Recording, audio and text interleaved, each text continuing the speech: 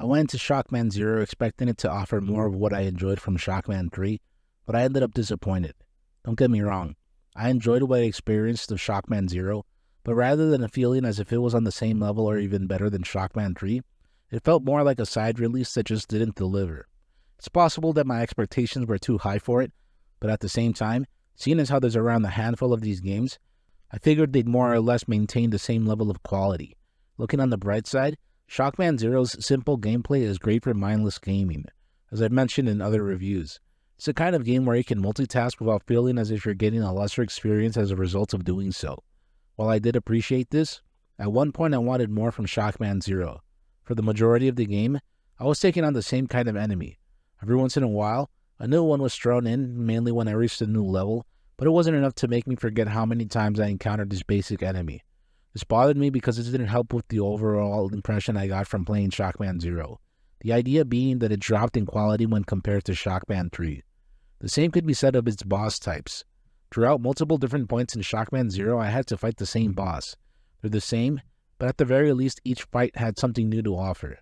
Chances are that the devs for Shockman 0 knew that this could get boring sooner rather than later, so making each subsequent boss fight more of a challenge was better than nothing. While it's true that Shockman 0 didn't deliver the goods as well as Shockman 3 did, part of me thinks that it also has to do with how I played this game. Had I played it without using the rewind ability, chances are that I would have thought more of it. It would have been more of a challenge and it would have taken me more than 3 hours, but I still think that's a bit of a cop-out. I'm sure that there are multiple different points of view when it comes to this, but a good game is good whether you take your time with it or beat it in less than 5 hours. If I had to sum up how I feel about Shockman 0, I could just say it's not Shockman 3. Though that's true, there were still parts that I enjoyed. I liked the variety in art design when it came to the different levels. That's especially true with the backgrounds. The pixel work wasn't as high quality as it was in Shockman 3, but at the very least there was enough variety to make that aspect of the game stand out. Alongside that, I liked the amusing and standout animations that would play out when I attacked or took out enemies. They were over the top and well done.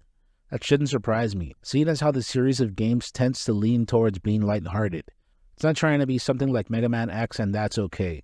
It also helps that I'm a massive anime fan, and some of those reactions from the enemies reminded me of what I've seen from retro anime. Shockman 0 had enough in the art/visual department to leave me satisfied, but I still found myself thinking, I missed the anime cutscenes from Shockman 3. The cutscenes in Shockman 0 felt like a step down from what was delivered in Shockman 3.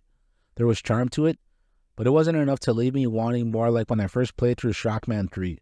I'm sure that I'm starting to sound like a broken record, but I'm starting to wonder if my thoughts towards Shockman 0 have to do with the fact that I'm not sure if it came before or after Shockman 3. I realized I could just Google that info, but after having attempted that, it's not that easy. I ended up using ChatGPT to figure out what I wanted to learn.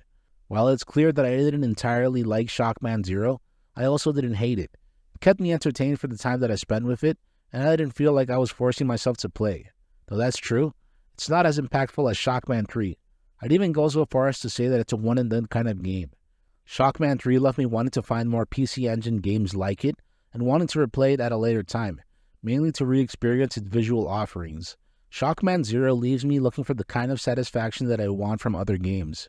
It's possible that you've seen enough to decide whether or not Shockman 0 is worth playing. Personally, I would say that you should only give it a try if you're already a fan of the Shockman series. It's currently $6.99 on the Nintendo eShop, but I don't think it's worth that price. I've gotten much more from other games at a lower price.